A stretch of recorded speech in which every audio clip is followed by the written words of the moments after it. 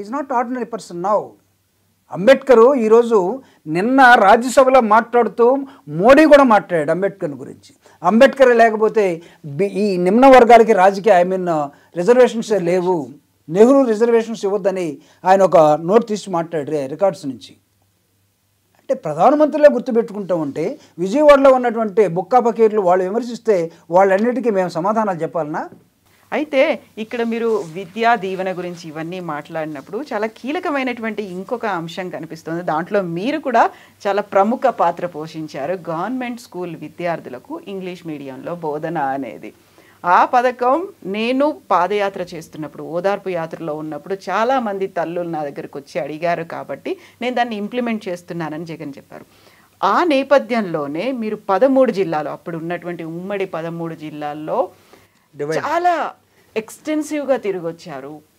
నేను నాతో పాటు ఎప్పటి నుంచో పేదలకి ఇంగ్లీష్ మీడియం పనిచేస్తున్నట్టు కంచి ఐలయ్య గారు, ప్రొఫెసర్ గారు, ఒక నాకు తెలిసి విప్లవకారుడే అనాలి, విప్లవ సినిమాలని, ఒక నూతన ప్రజాస్వామిక విప్లవవాదాన్ని సినిమా రూపంలో ఈ రాష్ట్రానికి, ఈ దేశానికి పరిచయం చేసిన ఆర్ నారాయణమూర్తి గారు. ఒక దర్శకుడు, ఒక హీరో, నటుడు. అసలు ఆయనకి ఎన్ని మాటలు చెప్పినా తక్కువే, అంత గొప్ప వ్యక్తి.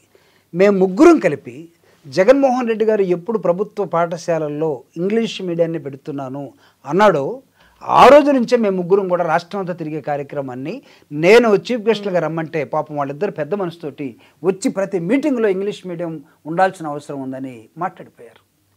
కంచి ఐలయ్య గారు అయితే ఇంగ్లీషు ఆయన మాట్లాడే విధానం కానీ, ఆయన దాన్ని ప్రేమించే విధానం కానీ, పేదవాడు ఇంగ్లీష్ నేర్చుకోకపోతే వాడు ఏమవుతాడో తెలిసినట్టు ఒక వ్యక్తిగా, ఒక శాస్త్రవేత్తగా, ఒక సైంటిస్టుగా, లేకపోతే ఒక సామాజిక విలువలను పాటించే వ్యక్తిగా కంచి ఐలయ్య గారు అయితే ఐ థింక్ ఆయన చెప్పిన విధానం నా బహిరంగ సభల్లో నాకైతే చాలా ఆనందం వేసింది.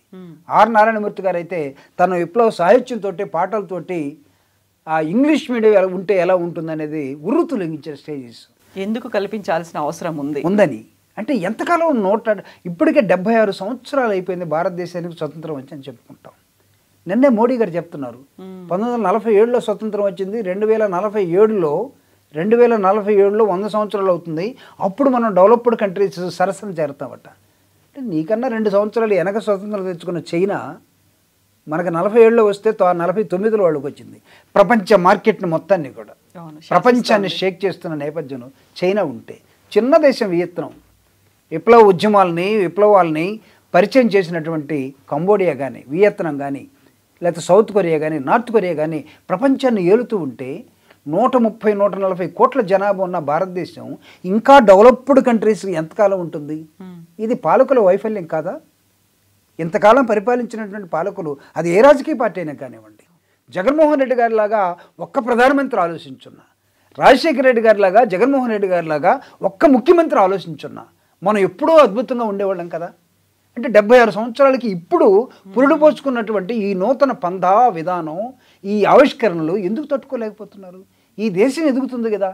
ఈ దేశం ఎదగటానికి మీ కంట్రిబ్యూషన్ లేకపోతే వదిలేయండి. మీ అన్ని ఫ్యూడల్ మనస్తత్వాలు, మీ వర్గాలు తప్ప, మీ బంధువులు తప్ప, మీ మనుషులు తప్ప 80% ఉన్న పేదలను మీరు ఎప్పుడు పట్టించుకోలేదు. కానీ 80% కోసం వచ్చినటువంటి జగన్మోహన్ రెడ్డి గారు ఈరోజు పేదవాడికి ప్రభుత్వ పాఠశాలలో ఇంగ్లీష్ మీడియం ఇంట్రడ్యూస్ చేస్తున్నానంటే మీరు హైకోర్టుకి వెళ్ళారు. హైకోర్టులో ప్రభుత్వం ఓడిపోయింది. అవసరం లేదు, తెలుగు సంస్కృతి కల్చర్ చచ్చిపోతుందట ఇంగ్లీష్ మీడియం వస్తే. వీళ్ళ పిల్లలు మాత్రం పుట్టినప్పటి నుంచి నారాయణ కాన్వెంటు, చైతన్య కాన్వెంటు, తర్వాత సెటిల్డ్ అమెరికా. వాళ్ళు మాత్రం తెలుగు, వాళ్ళ పిల్లలు ప్రపంచంలో అద్భుతంగా ఉంటే తెలుగు చచ్చిపోదు. పేదవాడు మాత్రం చదువుకుంటే తెలుగు చచ్చిపోతుంది. ఎందుకంటే వీడికి పనివాడు దొరకడు, వీడి కూలివాడు దొరకడు. మీరు వదిలేసినటువంటి ముసలి పేరెంట్స్ని మీరిచ్చే కూలి కోసం ఇంటి దగ్గర ఉండి చూసుకోవడానికి కూలివాళ్ళు దొరకరు. అందుకే డాక్టర్ బాబాసాహెబ్ అంబేద్కర్ ఏం చెప్తాడంటే, ఇంగ్లీషు బాగా వచ్చినవాడు, నేర్చుకున్నవాడు ఎలా శక్తివంతుడుగా ఉంటాడంటే, పులి పాలు తాగినవాడు ఎంత శక్తివంతంగా ఉంటాడో అంత శక్తివంతంగా. ఇంగ్లీషు మీరు చూడండి, జగన్మోహన్ రెడ్డి గారు ఇంగ్లీష్ ఎంత ఫ్లూయెంట్గా ఉంటుందో మీరు చూడండి. జగన్మోహన్ రెడ్డి గారు ఇద్దరు ఆడపిల్లల ఇంగ్లీష్ ఎలా ఉంటుందో, భారతి గారు ఇంగ్లీష్ మీరు చూడండి. జగన్మోహన్ రెడ్డి గారు ఈ రాష్ట్రానికి తండ్రి లాంటివాడు, ముఖ్యమంత్రి. తన పిల్లలు, సొంత పిల్లలు, తన కుటుంబం ఎలా ఉందో తన పరిపాలించే రాష్ట్రం మొత్తం కూడా అలా ఉండాలని ఒక విశాల హృదయాన్ని ప్రదర్శించి మొత్తం ఇంగ్లీష్ మీడియాన్ని ఇంట్రొడ్యూస్ చేస్తూ ఉంటే వీళ్ళు కడుపు మండిపోతూ ఉంది. సుప్రీంకోర్టుకి వెళ్ళారు. ఇప్పుడు సుప్రీంకోర్టులో కేసు పెండింగ్ ఉంది. జగన్మోహన్ రెడ్డి గారు పెట్టకూడదట ఇంగ్లీష్ మీడియం. జగన్మోహన్ రెడ్డి గారు పెట్టడం వల్ల తెలుగు చచ్చిపోతుందట. నేను చెప్పాను, తెలుగు భాష ఎప్పుడు చచ్చిపోదు. నన్నయ్య చచ్చిపోతాడు తెలుగుని ఇంట్రొడ్యూస్ చేసిన వ్యక్తి, మనిషి కాబట్టి. ఎర్రప్రగడ చచ్చిపోతాడు, లేకపోతే పోతన చచ్చిపోతాడు, లేకపోతే తెలుగుని ఉర్రు తొలగించి విప్లవ ఉద్యమాలుగా మార్చినటువంటి రాసినటువంటి మహాప్రస్థానం శ్రీశ్రీ చచ్చిపోతాడు. సామాజిక మార్పు కోసం తెగించినటువంటి గురుజాడ చచ్చిపోతాడు, జాషువా చచ్చిపోతాడు. కానీ తెలుగు చచ్చిపోయిందా? భాష ఎలా చచ్చిపోతుంది? మీరు భాష మీద అడ్డు చూయించి తెలుగు ఇంగ్లీష్ని పేదవాళ్ళకి ఇంట్రొడ్యూస్ చేయకూడదంటే జగన్మోహన్ రెడ్డి ఏం చెప్పాడంటే, సుప్రీంకోర్టులో ఓడిపోయినా నా రాష్ట్రంలో సిబిఎస్ఈ సిలబస్ ఇంట్రొడ్యూస్ చేస్తాను, ఎవడు అడ్డుకుంటాడో అడ్డుకోమన్నాడు. నోరు మూసారు అందరూ. ఈరోజు అదే కాదు, ఎస్సీఆర్టీని ఇంట్రొడ్యూస్ చేసి దానికి ఇంటర్నేషనల్ కరికులం ఉండే ఒక ఐబీ అనే దాన్ని తీసుకొచ్చి ఈరోజు పుట్టిన బిడ్డ అద్భుతంగా చదువుకొని పేదంటి పిల్లలు ప్రపంచాన్ని ఏలటం ఎలాగో నేర్పే ఒక కరికులాన్ని జగన్మోహన్ రెడ్డి గారు ఇంట్రొడ్యూస్ చేశాడు. దేశంలో ఎక్కడ లేదు.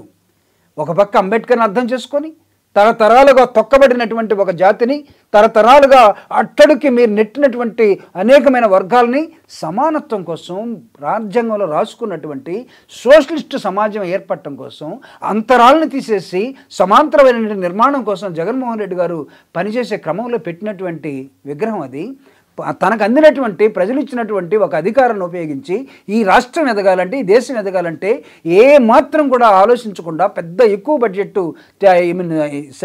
ఎడ్యుకేషన్కి, హెల్త్కి ఇచ్చేసి చేస్తున్న జగన్మోహన్ రెడ్డి గారిని మీరేమి విమర్శిస్తున్నారు? ప్రజలు ఊరుకుంటారా?